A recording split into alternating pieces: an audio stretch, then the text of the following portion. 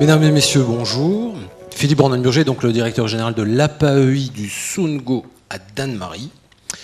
Il est 15h08, vous êtes au point de crête de votre digestion.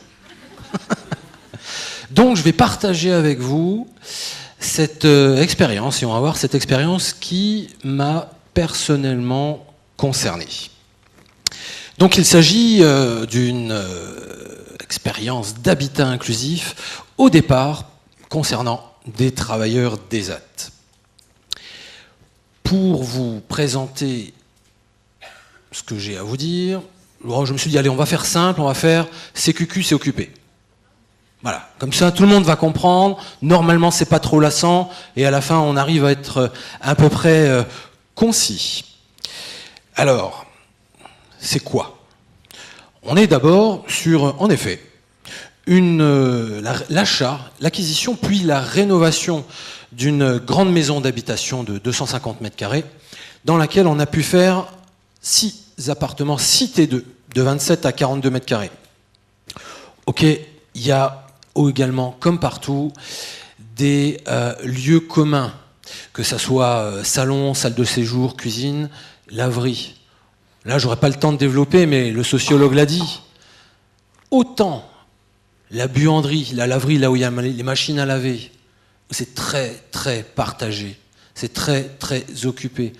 Autant, quand on a monté le projet, on s'est dit, oh là là là, bien sûr, un salon commun, c'est génial, avec une télé la plus grande possible. Hein. Les gens n'ont juste pas envie, le soir, après le boulot, de regarder la télé avec les colocs. Hein. Chacun chez soi. Voilà, je ferme la parenthèse. Donc, vous voyez, une très belle maison avec un parc arboré, c'est formidable. Alors, où ça se situe? Mon collègue l'a dit, important, alors ça se situe à Dannemarie. Vous connaissez Dannemarie pour son actualité, ancienne puis très récente. Voilà, pour ses silhouettes, voilà. Bon, l'important, c'est que cet immeuble se situe en plein centre-ville, à 2 minutes des commerces, à 2 minutes du centre médical, à 2 minutes de tout. Juste pour vous dire qu'on a inauguré en juin 2016 et que 6 mois après, bien sûr, c'était plein. Mais on y reviendra après. Alors, pour qui? Initialement, le sociologue également a dit la tendance qu'on pouvait tous avoir. On s'est dit, on va le faire pour des travailleurs d'ESAT, pour une question d'uniformité. Et donc, à l'arrivée, il y avait 4 travailleurs d'ESAT.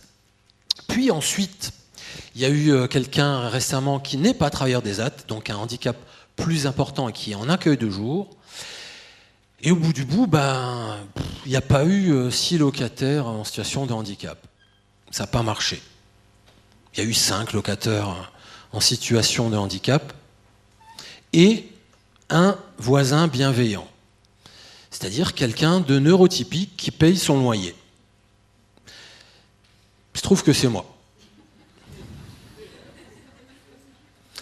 La vie a fait que on a ouvert la maison il y a 2 ans et il y a 1 an et demi, la vie a fait que j'avais besoin vite d'un logement de dépannage.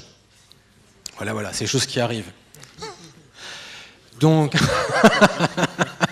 j'en parlerai à 17h avec vous.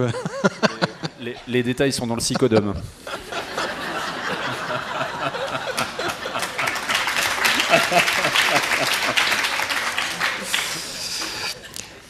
Eh ben, j'y suis resté depuis. Voilà, ce qui était prévu pour quelques semaines a fait que je m'y suis installé parce que j'y ai trouvé plein de choses. Mais je vais un petit peu vous les raconter. Donc à ce jour, on a en effet 5 locataires, 4 qui travaillent à l'ESAT, 2 locataires autistes et 3 locataires avec une déficience mentale, dont un qui a également un handicap moteur. Dans le CQQ c'est occupé, il y a le pourquoi. Alors, pourquoi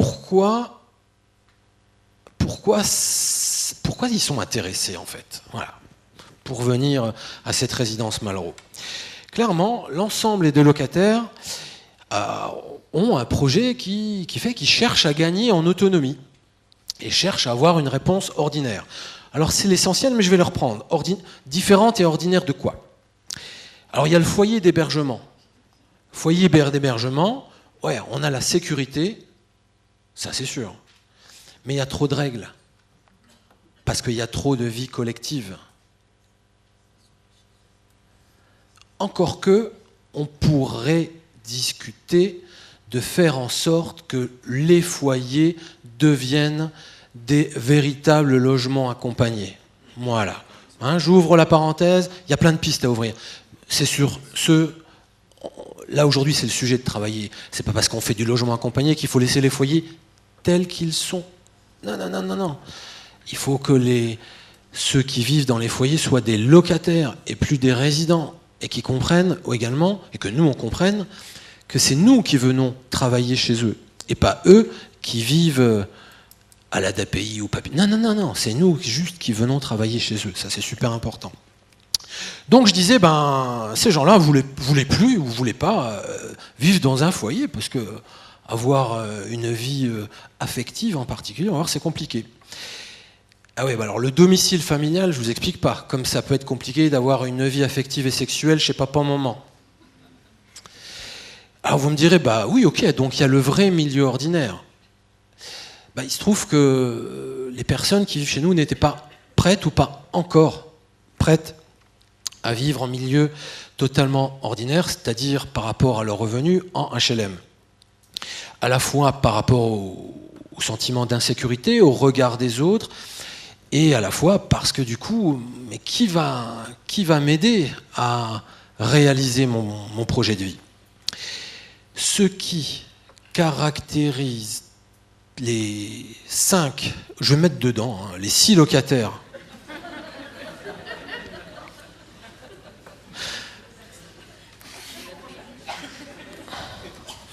tous, et mon collègue de gauche à un moment l'a dit également, tous avaient et ont en tête le logement accompagné en milieu ordinaire.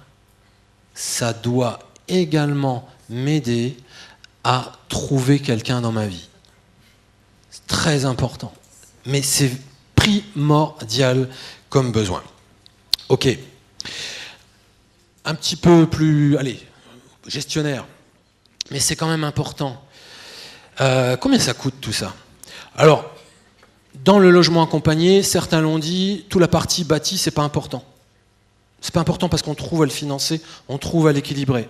Une grosse maison comme ça nous a coûté 870 KE, qu'on a financé sur les fonds associatifs, et c'est les loyers qui permettent de rembourser les emprunts, et tout ça s'équilibre. Les loyers, on les a voulu accessibles pour des travailleurs des ZAT, puisque les loyers vont de 383 à peu près 500 €, et que là-dessus, il y a une aide au logement de l'ordre de 200 €.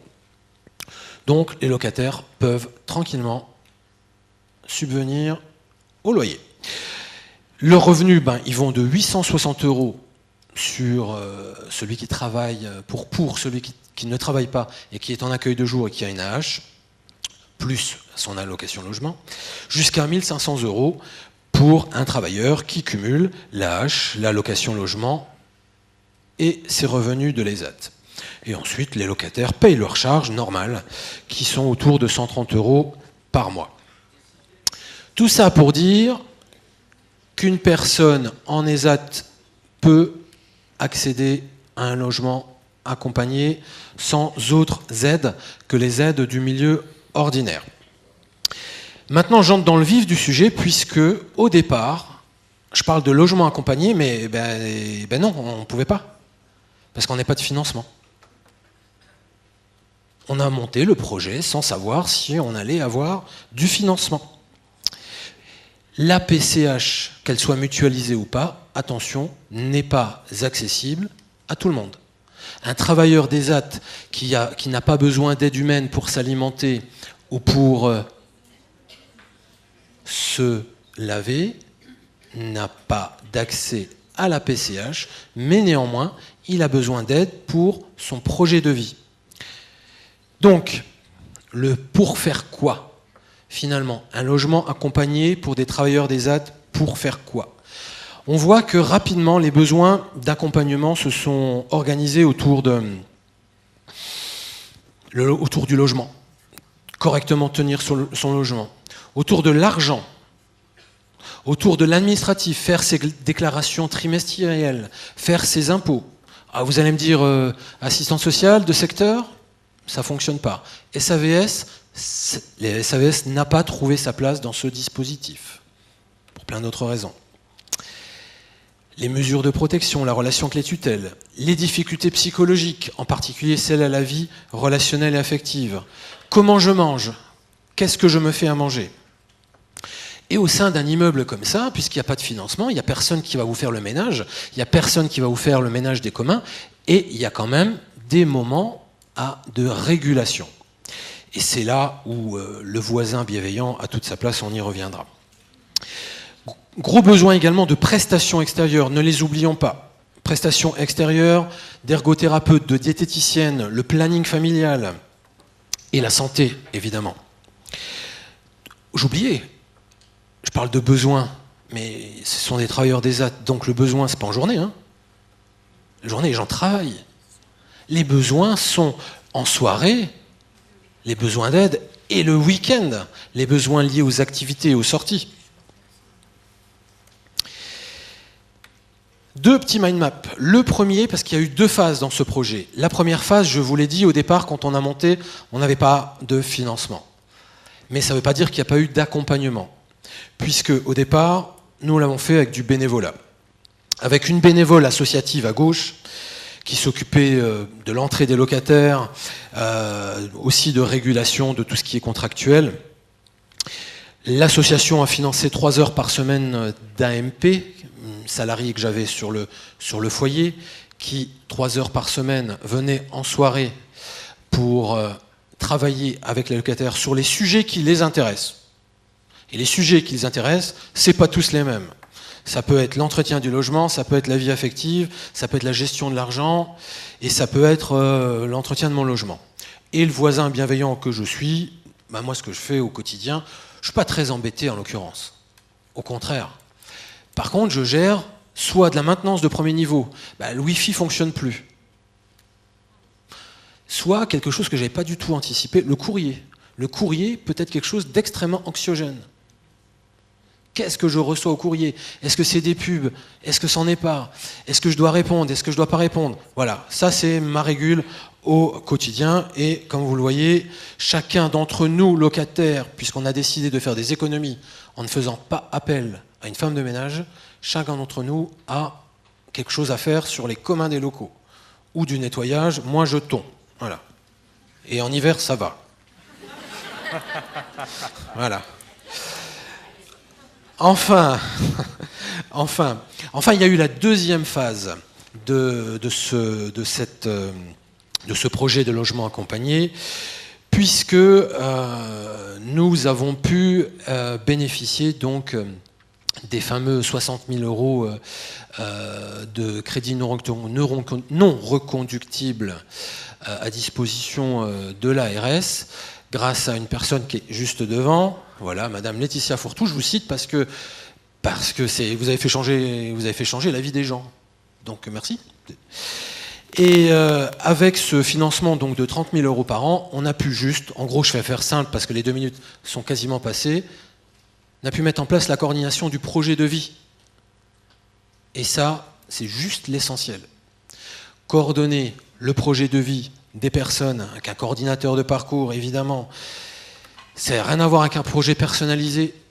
Coordination du projet de vie, c'est tout. La santé, la famille, la vie affective, ce que je fais à l'ESAT, ce que je vis avec les collègues, le tout avec la famille ou avec la personne que le locataire a choisi, sa personne de confiance, son référent ultime, on peut l'appeler de plein de manières. Ça, c'est fondamental. Voilà. En conclusion, du logement accompagné, sans financement, on peut faire. On l'a fait. Sans PCH, on peut faire, on l'a fait. Avec des bénévoles et avec du voisin bienveillant. Ça, donc, je retiendrai l'utilité du voisin bienveillant, pas parce que c'est moi, parce que quand on a des gens relativement autonomes, on ne peut pas avoir du salarié 24 heures sur 24 et avoir quelqu'un, un autre locataire, qui est prêt à donner un tout petit peu de son temps. C'est très utile.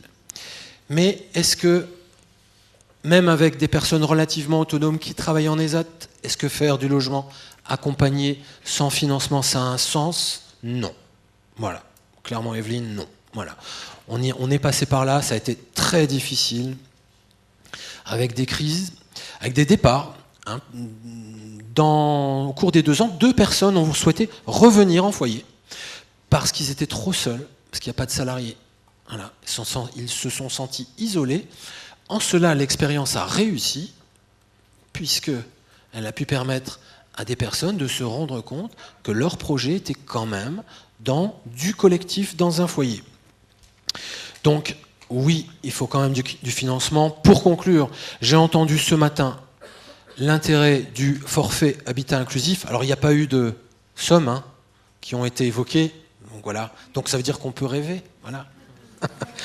Pour prendre le lien en particulier des premiers CNR, j'espère que ça va se faire. J'espère que ces forfaits habitat pourront financer l'assistance au projet de vie. C'est ça qui est fondamental.